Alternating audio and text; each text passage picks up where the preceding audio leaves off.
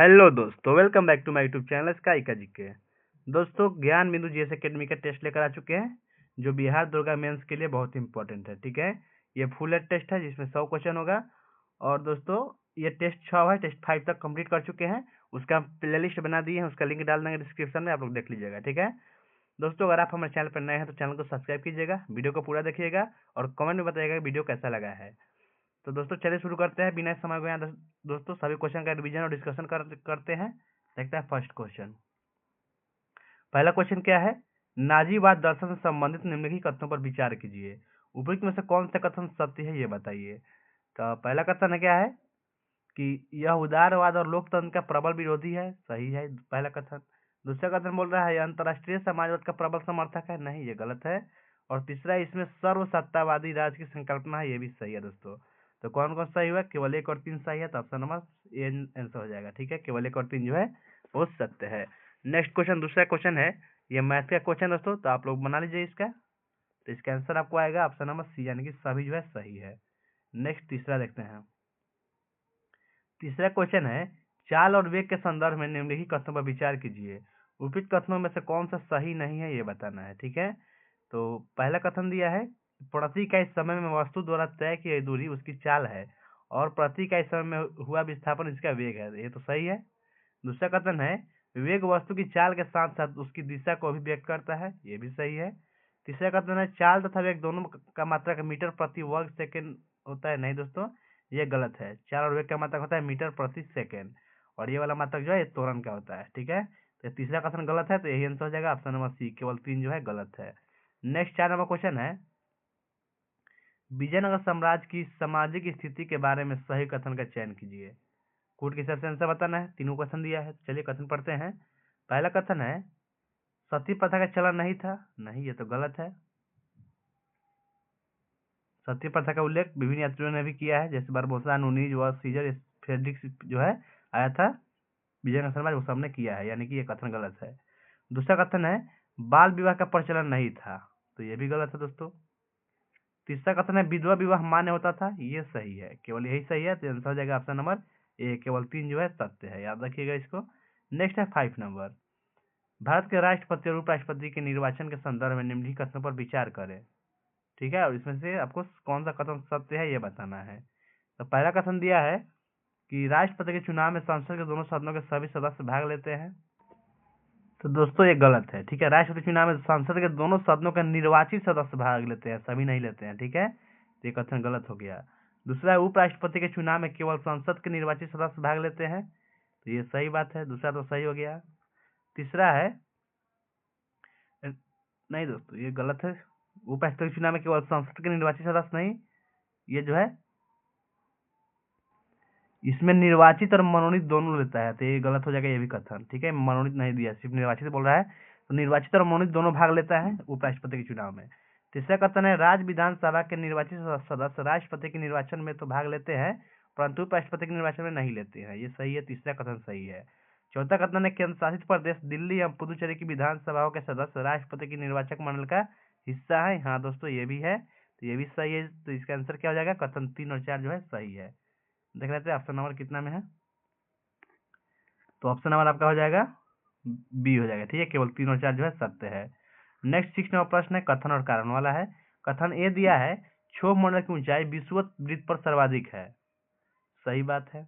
कारण आर दिया है, क्षोभ मंडल में तेज वायु प्रवाह के कारण ताप का अधिक ऊंचाई तक संवहन होता है। तो दोस्तों ये भी सही है, तो और व्याख्या भी सही है, तो आंसर क्या आ जाएगा? ऑप्शन नंबर बी हो गया। ए और आर दोनों सही है, और आर ए का सही व्याख्या है। ठीक है, नेक्स्ट 7 नंबर, निम्नलिखित कथनों पर विचार कीजिए और उपयुक्त में से कौन सा कथन सत्य है, ये बताइए। चलिए कथन पढ़ते हैं। तो पहला कथन है, राष्ट्रीय चिन्ह किसी देश की परंपरा और संस्कृति को दर्शाती है। सही बात है। दूसरा है, नॉर्वे की राष्ट्रीय चिन्ह शेर है। ये भी सही है। और तीसरा बोल रहा है कि भारत का राष्ट्रीय चिन्ह सारनाथ के अशोक स्तंभ के शीर्ष से लिया गया है, जिसमें 4 शेर है, 3 दिखाई देते हैं और उस पर सत्यमेव जयते लिखा है। तो बताओ दोस्तों, ये सही गलत? ये गलत है। ठीक है, सत्यमेव जयते लिखा है, लेकिन ऊपर नहीं लिखा है बल्कि नीचा लिखा है, बहुत माइनर मिस्टेक है, ये भी कथन गलत है दोस्तों, ये वाला। ठीक है, तो कथन कौन कौन सही हुआ? तो कथन 1 और 2 सही हुआ दोस्तों। ठीक है, ऑप्शन नंबर सी आंसर हो जाएगा। नेक्स्ट है 8 नंबर, 1857 के विद्रोह के बाद ब्रिटिश सरकार द्वारा भारत में किए गए नीतिगत बदलाव के संदर्भ में निम्नलिखित कथनों पर विचार कीजिए। उपरोक्त में से कौन सा कथन सही है बताइए। ठीक है, 4 कथन इसमें है, बताइए कौन कौन सही है। पहला कथन दिया है, ईस्ट इंडिया कंपनी के सारे अधिकार ब्रिटिश साम्राज्य को सौंप दिया गया, सही है। दूसरा, सेना में भारतीय सिपाहियों का अनुपात बढ़ाया गया, ये भी सही नहीं दोस्तों, बढ़ाया नहीं गया था, कम किया गया था, ये गलत है। ठीक है, और इसके बाद क्या है,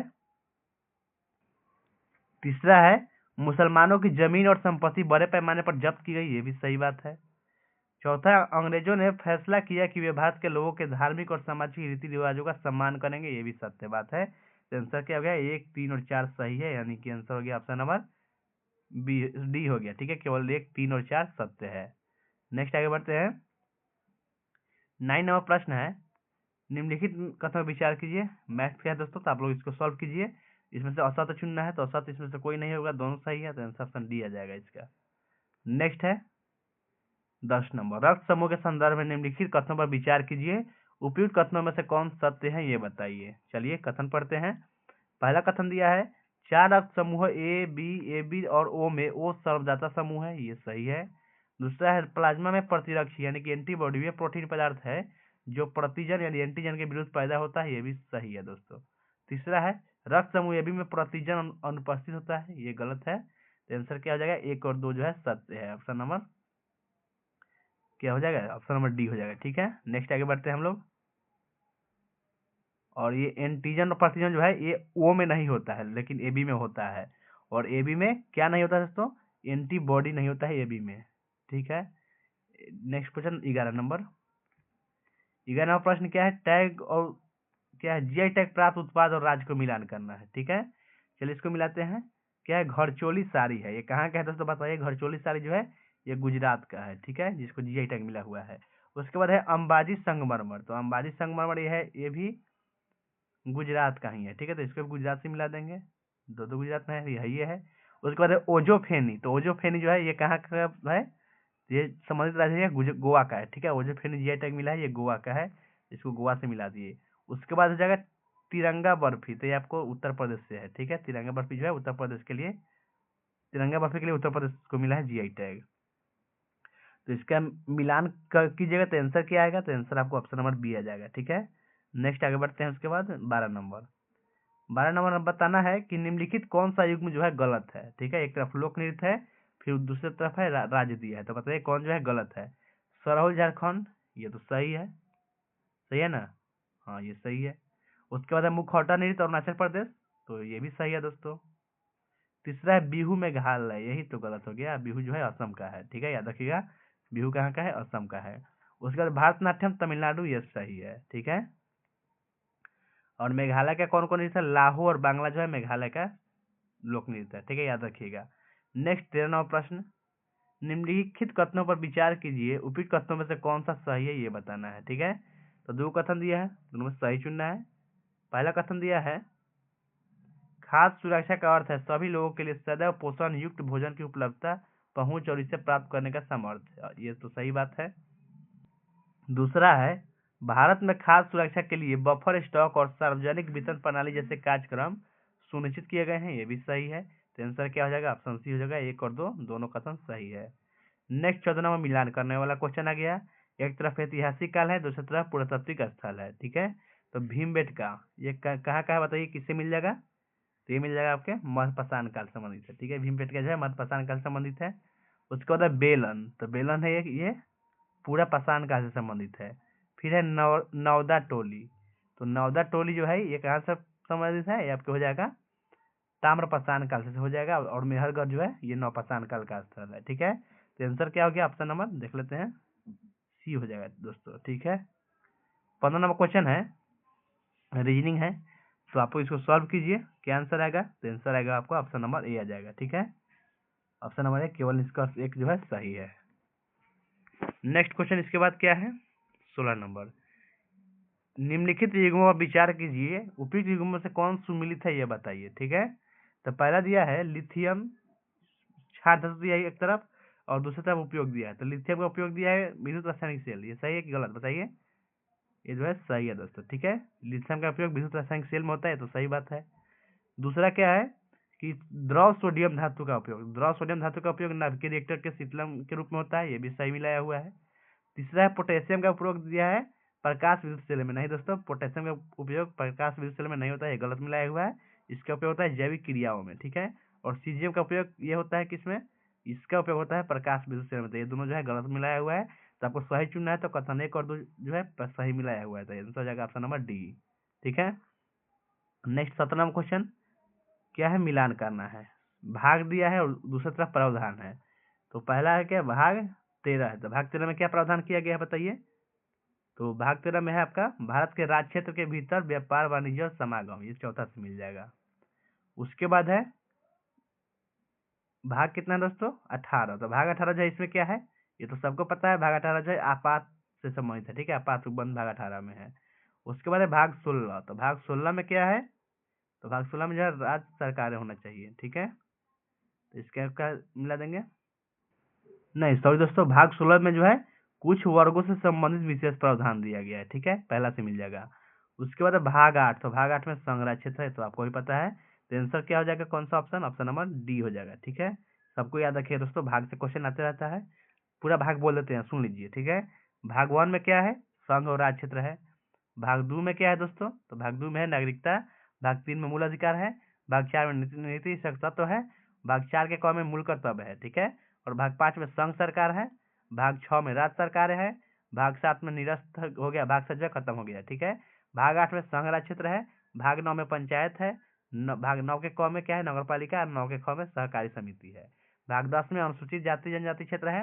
भाग 11 में क्या है, संघ एवं राज्य क्षेत्र के बीच संबंध है। और भाग 12 में बीत संपत्ति समुदाय और वाद है, ठीक है। और भाग 13 में भारत के राज्य क्षेत्र के भीतर व्यापार वाणिज्य और समागम। भाग 14 में संघ एवं राज्य क्षेत्र के बीच सेवाएं, ठीक है। और भाग 14 क में क्या है, अधिकरण है, ये याद रखिएगा। फिर भाग 15 याद रखिए, इसमें निर्वाचन है। भाग 16 में कुछ वर्गों के लिए संबंधित विशेष प्रावधान। भाग 17 में क्या है, राजभाषा, ये भी इम्पोर्टेंट है, याद रखिएगा। भाग 18 में तो आपात उपबंध हो ही गया। उसके बाद भाग 19 में क्या है, प्रकीर्णन है। और भाग 20 में दोस्तों संविधान संशोधन है, सबको याद रखिएगा। नेक्स्ट क्वेश्चन बढ़ते हैं हम लोग, 18 नंबर मैथ है दोस्तों। तो आप इसको सॉल्व कीजिए, क्या आंसर आएगा, आंसर आएगा सभी सही है, ठीक है। नेक्स्ट 19 नंबर, ये भी मैथ ही है, तो इसका भी आंसर बताइए क्या होगा। तो इसको सॉल्व कीजिए, सॉल्व कीजिएगा तो आंसर आपको ऑप्शन नंबर सी आएगा, ठीक है। आप लोग वीडियो रोक कर बना लीजिएगा। नेक्स्ट है 20 नंबर क्वेश्चन। 20 नंबर क्वेश्चन भी मिलान करना है, ठीक है, सही मिलाइए। एक तरफ शब्द है, दूसरी तरफ क्या है, अर्थ है। तो लिथास शब्द का अर्थ क्या है, पत्थर होता है, तो पत्थर से मिल जाएगा। उसके बाद एटमास शब्द, इसका अर्थ क्या होता है दोस्तों, वाष्प होता है। फिर है ह्यूडर, ह्यूडर का अर्थ होता है जल। और बायोस का अर्थ जीवन होता है दोस्तों। तो आंसर क्या हो गया, ऑप्शन नंबर ये सही हो जाएगा।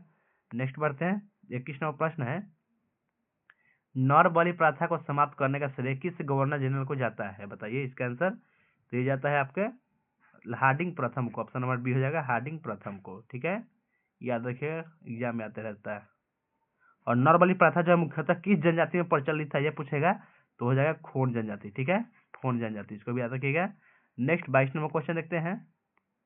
22 नंबर प्रश्न है, वेब ब्राउजर और वेब सर्वर के बीच संचार के लिए किस प्रोटोकॉल का उपयोग किया जाता है। तो इसमें जो है HTTP का उपयोग होता है, ऑप्शन नंबर बी हो जाएगा, हाइपर टेक्स्ट ट्रांसफर प्रोटोकॉल, इसका फुल फॉर्म होता है। नेक्स्ट क्या है, रीजनिंग है दोस्तों, बनाइए, इसका आंसर क्या आएगा, वीडियो रोक कर बना लीजिए। इसका आंसर आपको ऑप्शन नंबर सी आएगा, देख लीजिए, ठीक है, ऑप्शन सी आएगा। नेक्स्ट है 24 नंबर, निम्नलिखित में से किसके कारण एंजियोस्पर्म प्रमुख वनस्पति है। एंजियोस्पर्म जो है किसके कारण प्रमुख वनस्पति है, तो है विविध आवासों में अनुकूलन की शक्ति के कारण, आंसर हो जाएगा ऑप्शन नंबर डी हो जाएगा। नेक्स्ट है, निम्नलिखित कथनों पर विचार कीजिए और उपयुक्त में से कौन से सही कथन नहीं है ये बताना है, ठीक है, यानी कि कौन गलत कथन है चुनना है। तो पहला कथन क्या दिया है कि ऑस्ट्रेलिया को द्वीपीय महाद्वीप भी कहते हैं, ये तो सही है, ठीक है।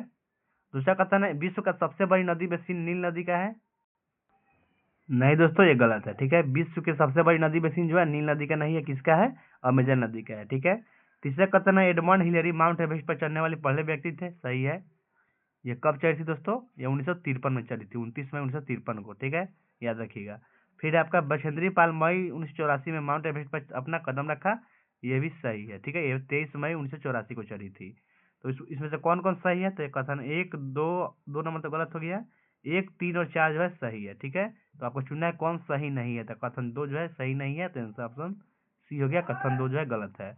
26वां प्रश्न है, लोक लेखा समिति के संबंध में असत्य कथन को चुनिए, यानी कि गलत कथन चुनना है।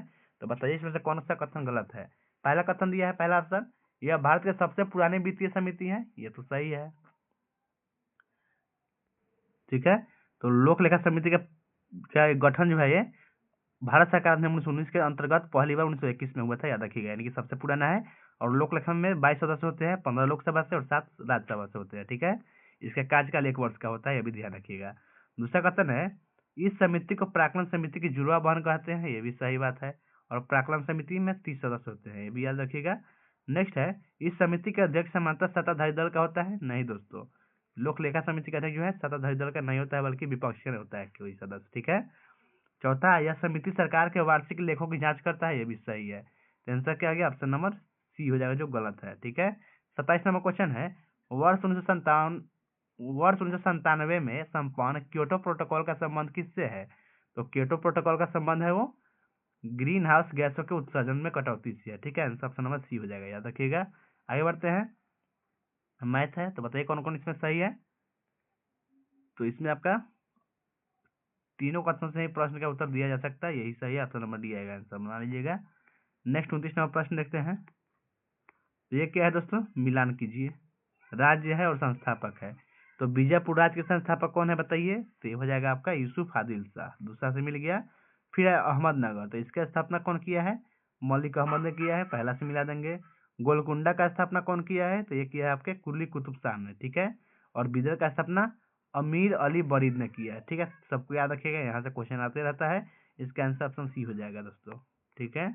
नेक्स्ट 30 नंबर प्रश्न है, कोलाइडल विलयन के संदर्भ में निम्नलिखित कथनों पर विचार कीजिए, उपरोक्त कथनों में से कौन सा कथन सही है, ये बताइए। बताइए कौन कौन सही है। तो पहला कथन दिया है, यह विलयन समांगी होता है, नहीं दोस्तों, ये भी समांगी मिश्रण है। फिर दूसरा है, कोलाइडीकरण प्रकाश की किरणों को फैला देता है, सही है। यह विलयन टिंडर प्रभाव दर्शाता है, ये भी सही है। दूध तथा पानी का मिश्रण कोलाइड विलयन का उदाहरण है, ये भी सही है। तो आंसर क्या हो जाएगा, ऑप्शन नंबर 2, 3 और 4 ये सही है ना, तो ये ऑप्शन नंबर सी में है। ठीक है, ऑप्शन नंबर सी हो गया।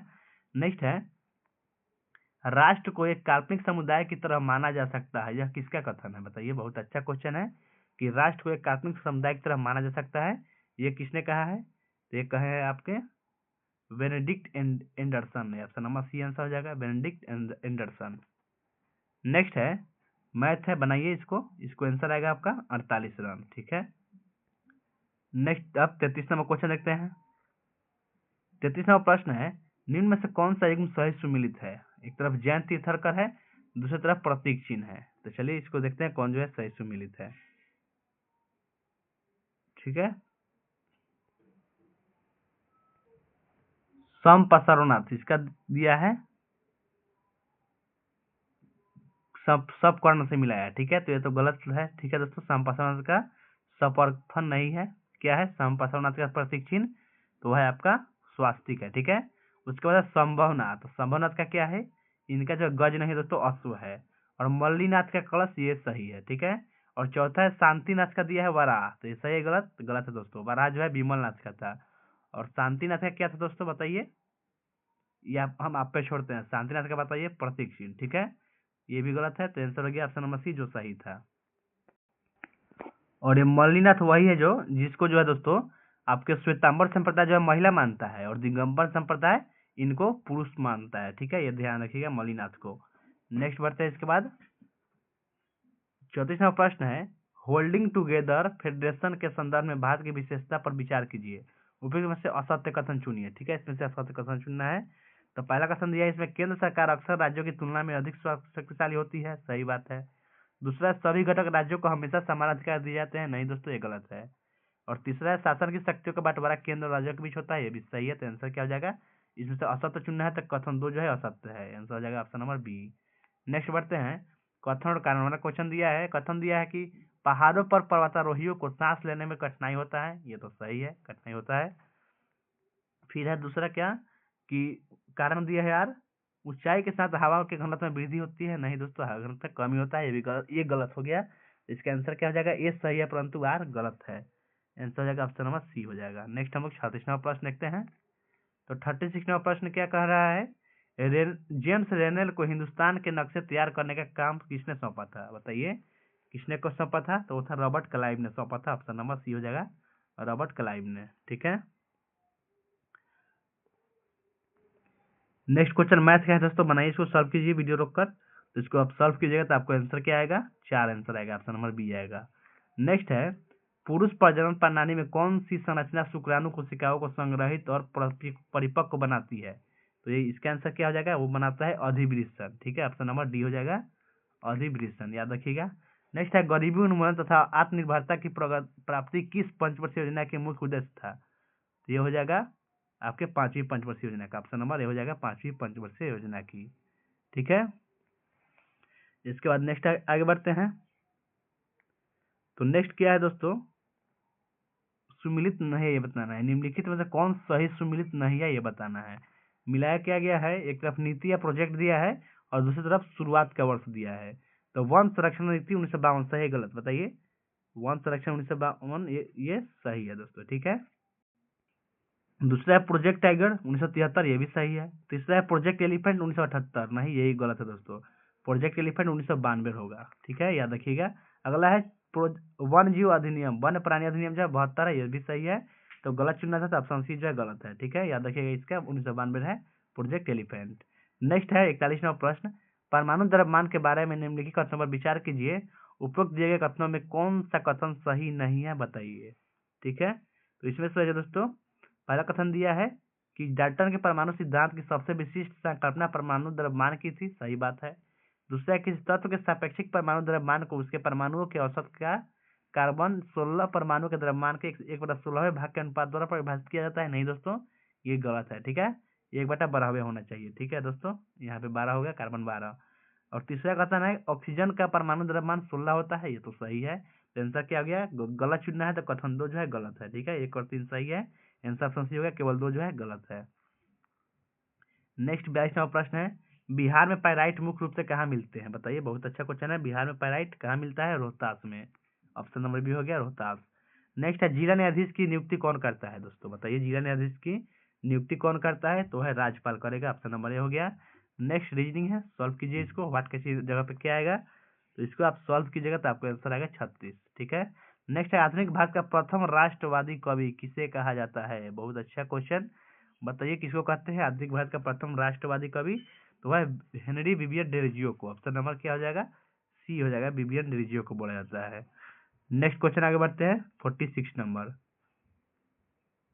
46 क्वेश्चन क्या है, निम्नलिखित में से कौन सी समाचार एजेंसी ब्रिटेन से संबंधित है?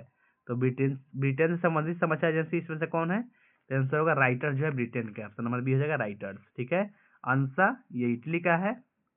उसके बाद तास, तास कहाँ का है दोस्तों? रूस का है, याद रखिएगा, तास जो है रसिया का है। और नोवोत्सी ये कहाँ का है? ये भी रूस का ही है। ठीक है, इसको भी याद रखिएगा। नेक्स्ट क्वेश्चन है, अक्टूबर 2025 में मैनुअल फ्रेडरिक का निधन हो गया, उनका संबंध किससे था? तो मैनुअल फ्रेडरिक का संबंध ये था आपके हॉकी खिलाड़ी थे, ऑप्शन नंबर सी हो जाएगा, ये क्या थे? हॉकी खिलाड़ी थे। नेक्स्ट 48वां प्रश्न है, मौर्यकालीन अर्थव्यवस्था में प्रणय शब्द का प्रयोग किसके लिए किया जाता था? तो प्रणय शब्द का प्रयोग किया जाता था आपके आपातकालीन कर के लिए, ऑप्शन नंबर बी आंसर होगा, आपातकालीन कर के लिए। नेक्स्ट है, भारतीय संविधान के संबंध में निम्नलिखित कथनों पर विचार करें और सत्य कथन को चुनें। ठीक है, दोनों कथन में से सत्य कथन चुनना है, तो इसमें से कौन सही है बताइए? चलिए ऊपर कर लेते हैं थोड़ा। पहला कथन दिया है कि विधि के समक्ष समता का विचार अमेरिका के संविधान से लिया गया है, तो दोस्तों बताइए सही गलत? ये गलत है। ठीक है, विधि के समक्ष समता जो है ब्रिटेन से लिया गया है। कहाँ से लिया गया है? ब्रिटेन से। अमेरिका से क्या लिया गया है?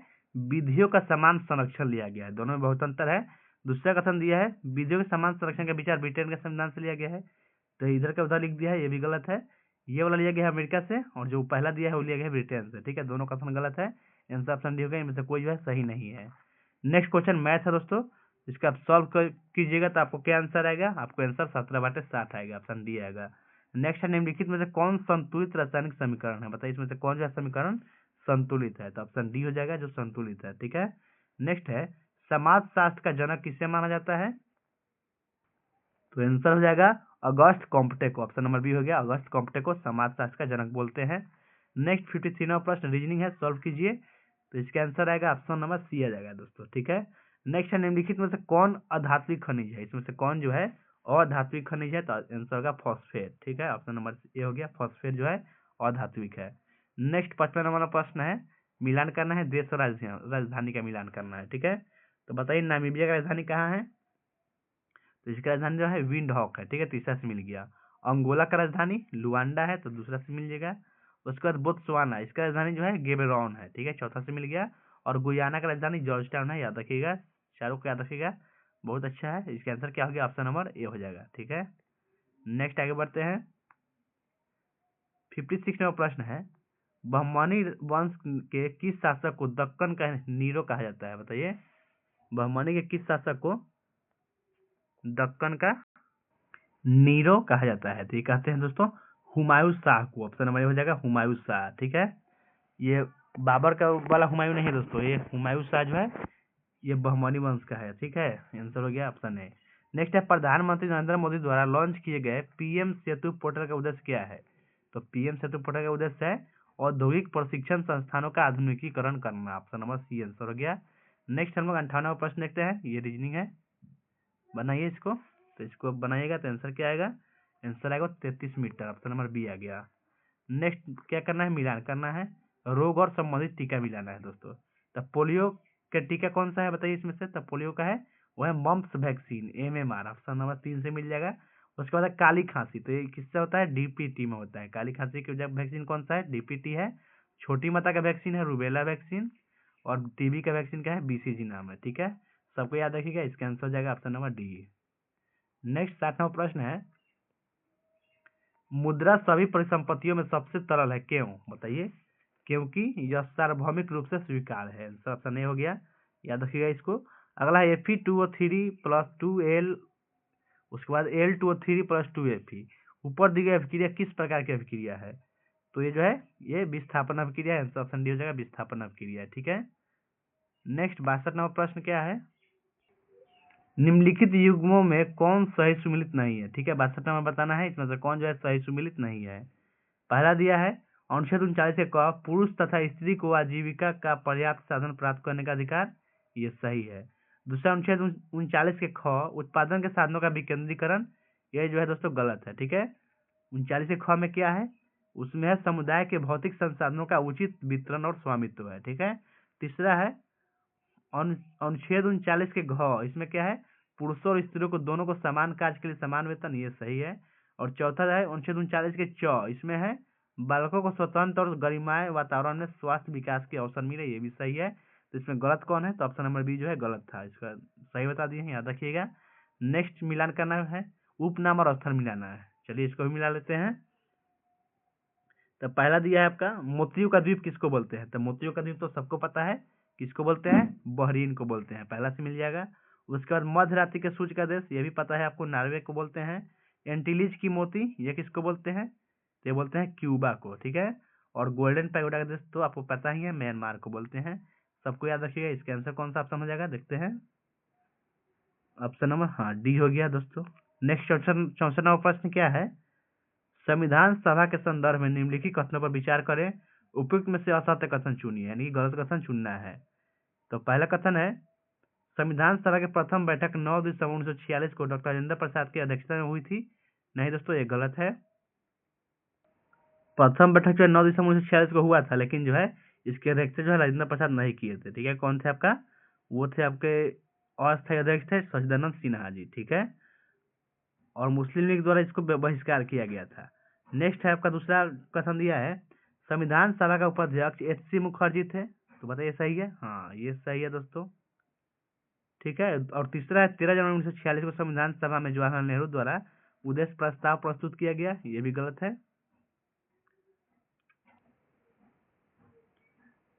तो दोस्तों बताइए क्या हो गया इसका आंसर? यह 13 जनवरी को नहीं, 13 दिसंबर को किया गया था। ठीक है, यही जो इसमें गलती है। तो आंसर का ऑप्शन नंबर 1, केवल 1 और 3 जो है गलत है। नेक्स्ट 65 नंबर प्रश्न रीजनिंग है, सॉल्व कीजिए आप। तो अगर इसको सॉल्व कीजिएगा तो आपको आंसर आएगा 50-40, ऑप्शन नंबर सी आ गया। नेक्स्ट है निम्नलिखित में से कौन सा एक सही सुमेलित है? बताइए इसमें से कौन जो है सही सुमेलित है? तो नहरों का देश क्यूबा को दिया गया है, तो ये तो बिल्कुल गलत है दोस्तों। नहरों का देश जो है पाकिस्तान को कहते हैं। ठीक है, ये गलत हो गया, इसको किसको बोलते हैं? पाकिस्तान को। फिर से निषिद्ध शहर किसको बोलते हैं? तो लहासा तिब्बत, ये सही है। ठीक है, ये सही बात है। तीसरा है क्वेकर सिटी, तो क्वेकर सिटी जो है किसको बोलते हैं?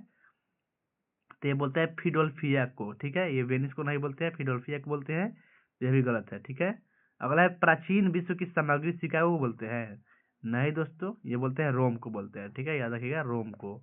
तो आपका आंसर क्या हो गया, ऑप्शन नंबर बी जो है सही है, यही आंसर हो गया। नेक्स्ट है मिलान करना है, ऊर्जा का रूपांतरण और युक्ति प्रक्रम मिलाना है। तो उष्मा से विद्युत में कौन बदलता है बताइए, उष्मा से विद्युत में तो बदलता है आपका सौर सेल, ये चौथा से मिल जाएगा। फिर है विद्युत से ध्वनि, तो विद्युत से ध्वनि में बदलता है लाउड स्पीकर, तो तीसरा से मिला दिए। फिर है द्रव्यमान से उष्मा, कौन बदलता है बताइए, द्रव्यमान से उष्मा में तो है नाभिकीय रिएक्टर बदलता है। फिर है रासायनिक से उष्मा एवं प्रकाश में कौन बदल किसको, युक्ति कौन है बताइए इसका, तो यह ईंधन दहन, सॉरी ईंधन दहन है, ठीक है, पांचवा से मिला दिए। तो इसका आंसर क्या हो गया, ऑप्शन नंबर सॉरी डी हो गया, ठीक है। नेक्स्ट आगे बढ़ते हैं हम लोग। नेक्स्ट प्रश्न रीजनिंग है, सॉल्व कीजिए, इसका आंसर आपको 10 आएगा।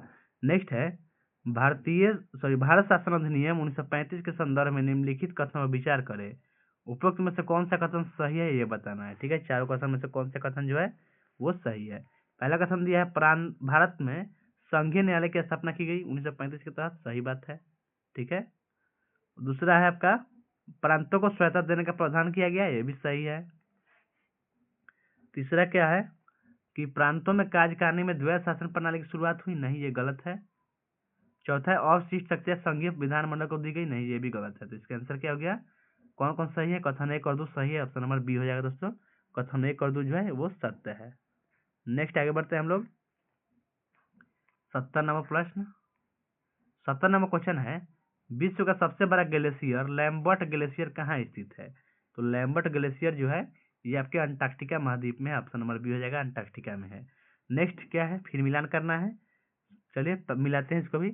पहला दिया है ब्लीचिंग पाउडर, तो किससे मिल जाएगा ब्लीचिंग पाउडर, तो कैल्शियम ऑक्जिलेट ऑक्सीक्लोराइड से, ठीक है, तीसरा से मिल जाएगा, इसका रासायनिक नाम है कैल्शियम ऑक्सीक्लोराइड।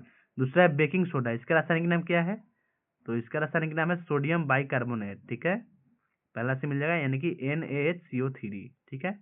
फिर है वाशिंग सोडा, इसका क्या है बताइए, वाशिंग सोडा का रासायनिक नाम शुद्ध होता है Na2CO3 10H2O, तो इसका रासायनिक नाम क्या हो जाएगा, तो है आपका सोडियम कार्बोनेट हो जाएगा, ठीक है, दूसरा से मिल गया। फिर है plaster of Paris calcium sulphate hemihydrate बोलते हैं, और इसका सूत्र होता है CaSO4 ठीक है, सूत्र भी याद रखिएगा। आंसर कौन सा ऑप्शन हो जाएगा देख लेते हैं, ऑप्शन नंबर बी हो गया, ठीक है। नेक्स्ट क्वेश्चन देखते हैं। नेक्स्ट है भारत एवं मालदीव के बीच संयुक्त सैन्य अभ्यास एक्वेरिन 2025 कहाँ आयोजित हुई। तो एक्वेरिन 2025 जो है ये हुआ है आपके तिरुवनंतपुरम में, ऑप्शन नंबर ए हो जाएगा तिरुवनंतपुरम में, ठीक है। नेक्स्ट है निम्नलिखित में से कौन संघीय सरकार की विशेषता नहीं है, इसमें से कौन जो है संघीय सरकार की विशेषता नहीं है, तो वह है आपका ऑप्शन नंबर बी आंसर हो जाएगा। संघीय व्यवस्था में एकल नागरिकता का प्रावधान होता है, ये गलत है, ठीक है, बाकी तीनों सही है, पढ़ लीजिएगा। नेक्स्ट 74 नंबर प्रश्न है कायिक प्रवर्धन के संदर्भ में निम्नलिखित कथनों पर विचार कीजिए, उपयुक्त कथनों में से कौन सा सही है बताइए, चलिए बताइए कौन सही है। तो पहला दिया है कायिक प्रवर्धन द्वारा पादप कम अवधि में उगाए जा सकते हैं, ये सही है। दूसरा है बीजों द्वारा उगाए जाने वाले पादपों की अपेक्षा कायिक प्रवर्धन द्वारा उत्पन्न पादपों में पुष्प पर फल आने में अधिक समय लगता है, नहीं ये गलत है। तो क्या हो गया, केवल एक जो है सही है। नेक्स्ट है मुद्रास्फीति के दौरान निम्नलिखित में से किसे लाभ होता है, तो मुद्रास्फीति के दौरान जो है ऋण लेने वाले को लाभ होता है, तो हो जाएगा ऑप्शन नंबर डी ऋण लेने वाले को, ठीक है। उपभोक्ता को हानि होता है, ठीक है, और है क्या है आपका ऋणदाता, इसको भी हानि होता है। नेक्स्ट है 76वां प्रश्न, ये मैथ है, सॉल्व कीजिए, तो इसका आंसर आएगा 100 आएगा, ऑप्शन सी हो गया। नेक्स्ट है निम्नलिखित में से कौन सा युग्म सही सुमिलित है, इसमें से कौन सा युग्म जो है वो सही सुमिलित है। तो पहला दिया है जातीय सरकार, समांतर सरकार और स्थल दिया है, तो जातीय सरकार जो है तामलुक में हुआ, ये सही है दोस्तों, ठीक है, यही जो है सही है, तो यही आंसर हो जाएगा, ऑप्शन नंबर ए हो जाएगा। और सभी जान लेते हैं सबसे लंबी अवधि तक चलने वाली सरकार कौन थी बताइए। तो सबसे लंबी अवधि तक चलने वाली सरकार समांतर सरकार थी सतारा महाराष्ट्र की थी, ठीक है, ये इसका होगा। उसके बाद चित्तू पांडे के नेतृत्व में स्थापित कौन सा था, तो वो था कौन सा दोस्तों बताइए, तो वो था आपका बलिया था, बागी बलिया, ठीक है। फिर है तीनों जान लिए, तीनों याद रखिएगा। आगे बढ़ते हैं हम लोग। 78वां प्रश्न है ध्वनि की चाल के संदर्भ में निम्नलिखित कथनों पर विचार कीजिए, और इसमें से क्या करना है देख लेते हैं। उपयुक्त में से कौन सा कथन सही नहीं है, यानी गलत कथन बताना है। चलिए कथन पढ़ते हैं। पहला कथन दिया है कि ध्वनि ठोस से गैसीय अवस्था की ओर जाने पर ध्वनि की चाल बढ़ती है, यही गलत है दोस्तों, घट जाता है। ठीक है। दूसरा, ध्वनि की चाल प्रकाश की चाल से कम होती है, सही है। माध्यम का ताप बढ़ने पर ध्वनि की चाल भी बढ़ता है, ये भी सही है। आंसर क्या हो गया, केवल एक जो है गलत है, ऑप्शन नंबर बी हो जाएगा, याद रखिएगा। नेक्स्ट बढ़ते हैं। संसदीय प्रणाली में विधायिका यानी कि संसद कार्यपालिका मंत्रिपरिषद पर नियंत्रण निम्नलिखित में से किस साधनों के माध्यम से करती है, तो ये किस माध्यम से करता है बताइए, तो ये करती है सभी हो जाएगा। ठीक है। अविश्वास प्रस्ताव द्वारा भी करता है, बजट द्वारा भी करता है, और संसदीय समितियों के द्वारा भी करता है। ऑप्शन डी हो गया। नेक्स्ट मैथ है दोस्तों, बनाइए इसको आंसर क्या आएगा बताइए, बनाइए। इसका आंसर आएगा 2:10 ठीक है, ऑप्शन ए हो गया। नेक्स्ट भी मैथ है, इसको भी सॉल्व कीजिए वीडियो रोककर, तो इसको सॉल्व कीजिएगा तो आंसर क्या आएगा, 0.8 आ जाएगा। नेक्स्ट है 82 नंबर। निम्नलिखित में से कौन सा गैर संपर्क बल है, इसमें से कौन सा गैर संपर्क बल है, तो गुरुत्वाकर्षण बल ये भी गैर संपर्क है, परमाणु बल ये भी गैर संपर्क बल है, चुंबकीय बल ये भी गैर संपर्क बल है, तनाव बल नहीं, ये नहीं है। तो आंसर क्या हो गया, कथन एक केवल 1, 2 और 3 जो है गैर संपर्क बल है। नेक्स्ट है मिलान करना है, मामला अधिनियम और मुख्य निर्णायक प्रावधान मिलाना है। सूची में मामला दिया है, फिर उधर निर्णय दिया है। ठीक है, तो चलिए इसको भी मिला लेते हैं। पहला है गोलकनाथ बनाम पंजाब राज्य 1967, ईयर याद रखना है साथ में। ठीक है, तो ये किससे मिल जाएगा, तो हो जाएगा आपका तीसरा से मिल जाएगा। ठीक है, अनुच्छेद 368 के तहत सांसद को मूल अधिकार छीनने की शक्ति नहीं है, ये था इसमें, इसका निर्णय था। फिर दूसरा है 24वां संविधान संशोधन 1971 का निर्णय क्या था, इसमें था आपको कि अनुच्छेद 13 के 2 में संशोधन करके स्पष्ट किया गया कि, पढ़ लेते हैं पूरा, संविधान संशोधन विधि नहीं है। ठीक है, ये तीसरा चौथा से मिल जाएगा। ठीक है दोस्तों। फिर आपका सज्जन सिंह बनाम राजस्थान राज्य 1965, इसका निर्णय क्या था, तो इसका निर्णय था अनुच्छेद 68 के तहत मूल अधिकारों में संशोधन किया जा सकता है। ठीक है, यही निर्णय था सज्जन सिंह का।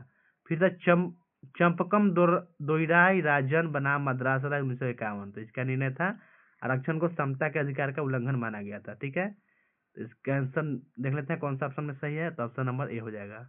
नेक्स्ट 84 नंबर प्रश्न है, निम्नलिखित में से कौन सी विशेषता है विषुवतीय जलवायु प्रदेश की नहीं है, तो इसमें से जो है आपका यह व्यापारिक हवाओं की रोड पेटी में आता है, ये जो है विशेषता उसका नहीं है, यही आंसर हो जाएगा। बाकी असमनीय वर्षा होती है, ये विशेषता है। यह जैव विविधता सर्वाधिक होती है, ये भी सही है।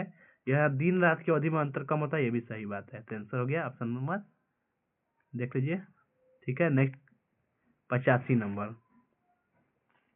तो 85 नंबर क्वेश्चन है, निम्नलिखित पर विचार कीजिए, उपयुक्त में से कौन सा कथन सत्य है बताइए। ठीक है, चारों में से कौन सही है। पहला दिया है विद्यासागर मंदिर कर्नाटक राज्य में स्थित है, सही है। दूसरा है भीमेश्वर मंदिर उड़ीसा राज्य में स्थित है, ये भी सही है। तीसरा है कंदरिया महादेव मंदिर मध्य प्रदेश में, ये भी सही है। चौथा है राज रानी मंदिर तमिलनाडु में, नहीं ये गलत है दोस्तों। ठीक है, राज रानी मंदिर जो है उड़ीसा में है। तो आंसर कौन कौन सही हुआ, 1, 2 और 3 जो है सही है, ऑप्शन नंबर बी हो जाएगा, 1, 2 और 3। नेक्स्ट मैथ है, इसको सॉल्व कीजिएगा तो आंसर क्या आएगा आपको, आंसर आ जाएगा आपको ऑप्शन नंबर डी आ जाएगा। ठीक है, 16 से 20 बनाइए। अगला है, वह कौन सी वाहिका है जो अमाशय एवं क्षुद्रांत से यकृत में पोषक युक्त रक्त देती है, तो कौन सी है, तो वह है आपका यकृत प्रवेश द्वार सीरा, ऑप्शन नंबर बी हो जाएगा, इसको याद रखिएगा। नेक्स्ट है 88 नंबर, मिलान करना है, प्रमुख व्यक्ति और कार्य मिलाना है। ठीक है, तो विलियम जोन्स का कार्य किया है, वो प्राचीन संस्कृतियों का सम्मान। ठीक है, मिल जाएगा चौथा से मिल जाएगा। फिर आपका क्या है, टॉमस मैकाले है, तो ये किससे मिल जाएगा, अंग्रेजी शिक्षा को प्रोत्साहन दिया था, तो ये मिल जाएगा पहला से। फिर है महात्मा गांधी, ये मिल जाएगा अंग्रेजी शिक्षा के विरुद्ध थे। ठीक है, महात्मा गांधी जो है अंग्रेजी शिक्षा के विरुद्ध थे, और रविन्द्रनाथ टैगोर थे प्राकृतिक परिवेश में शिक्षा। ठीक है, तो आंसर क्या हो गया, ऑप्शन नंबर ए हो गया।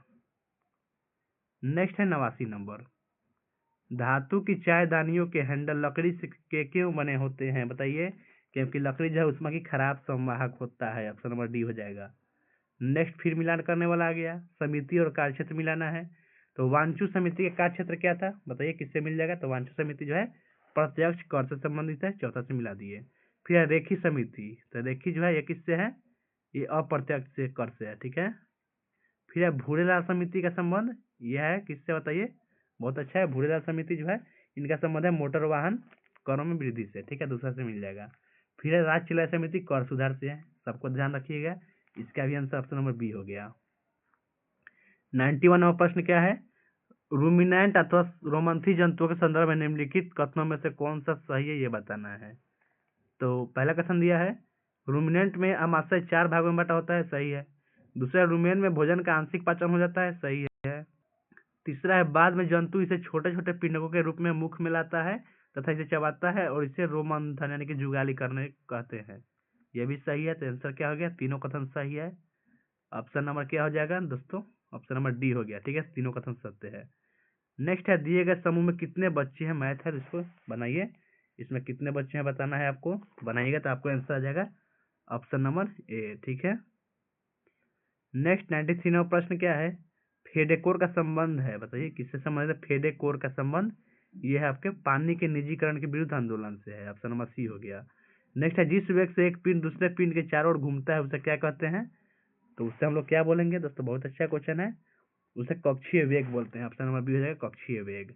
नेक्स्ट है, निम्नलिखित में से किस नदी को ऋग्वेद में मातेतमा, देवीमत्मा और नतीदमा से संबोधित किया गया है, ये सभी जो किस नदी को कहा गया है, तो आपका सरस्वती नदी के बारे में बोला गया है, ऑप्शन नंबर डी हो गया सरस्वती नदी को। बहुत अच्छा क्वेश्चन है, याद रखिएगा।